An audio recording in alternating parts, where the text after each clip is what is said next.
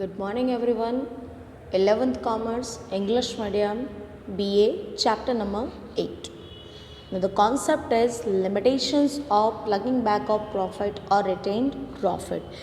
जो हम profit reserve करके रखते हैं उसके कुछ एडवांटेजेस हैं, साथ ही साथ उसके कुछ लिमिटेशंस भी हमें देखने को मिलती हैं. Let's now limitations of retained profit. First is encouragement to the monopoly. Excise plugging back of profit encourages monopoly. It's a major and biggest reasons to increase and gives the encouragement to the monopoly.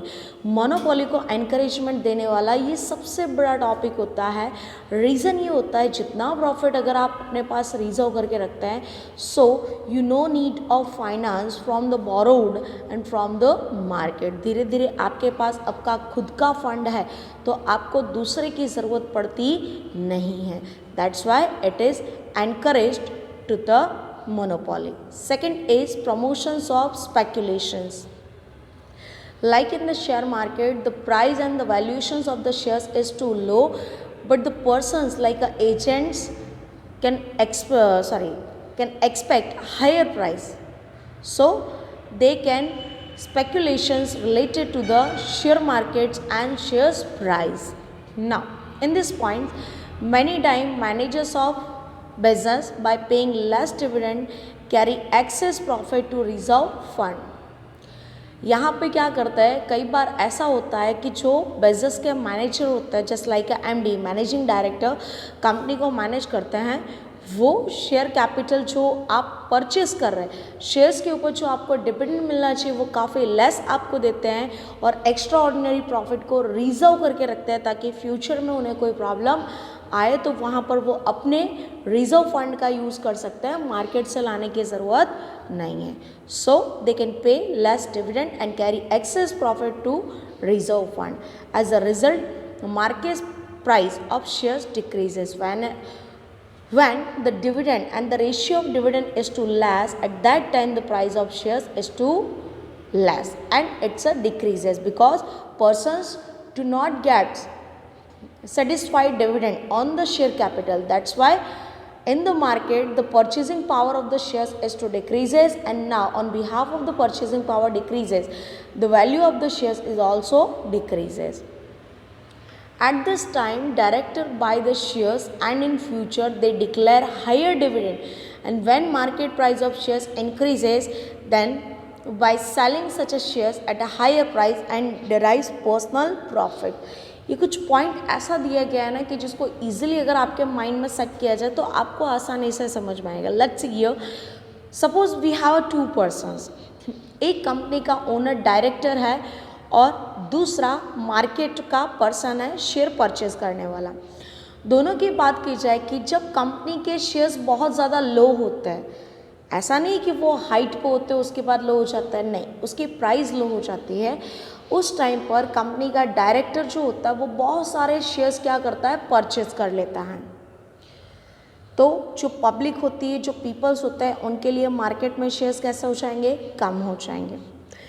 जैसे उसकी price high होती है तो वो director क्या करता है, shares market में सेल्स कर देते हैं. नॉर्मल पीपल्स उसको परचेज करता है but the director sells their shares.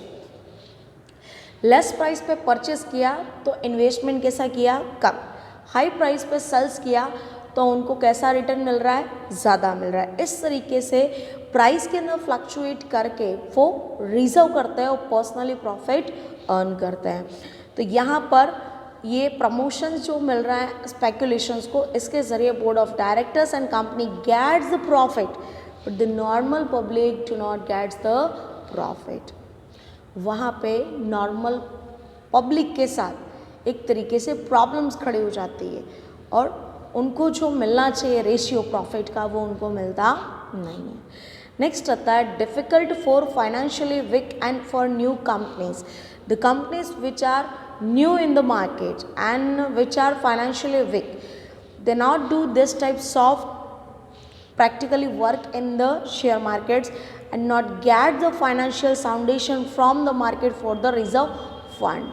क्योंकि उनकी कंडीशन इतनी अच्छी नहीं होती कि वो इतना सारा इन्वेस्टमेंट या इस तरीके से गैम्बलिंग कर सके. सो plugging back of profit is not possible for financially weak and also for new companies. Last, no benefit to small investor. जो छोटे छोटे इन्वेस्टर्स होते हैं उनको कोई बेनिफिट नहीं मिलता. लार्ज स्केल्स पे परचेस करने वाले शेयर्स को ही बेनिफिट्स मिलता है, बट स्मॉल पर्सनस को बेनिफिट जो जाना चाहिए वो भी उन तक जाता नहीं है. Small investors invest in business unit for expectations of a higher dividend. The small investors invest their money in the business unit for the higher expectations of dividend. मुझे ज़्यादा से ज़्यादा डिविडेंड मिलेगा, ये एक्सपेक्टेशन से वो क्या करते हैं, इन्वेस्ट करते हैं. But if director prefer plugging back of profit more necessary, अगर जो कंपनी का डायरेक्टर है वो रिजर्व फंड रखना चाहता है तो मार्केट में आपके लिए उतने शेयर्स ही अवेलेबल नहीं होंगे कि आप उसको परचेस करके हायर डिविडेंड ले सकें. Then small investor do not get sufficient dividend.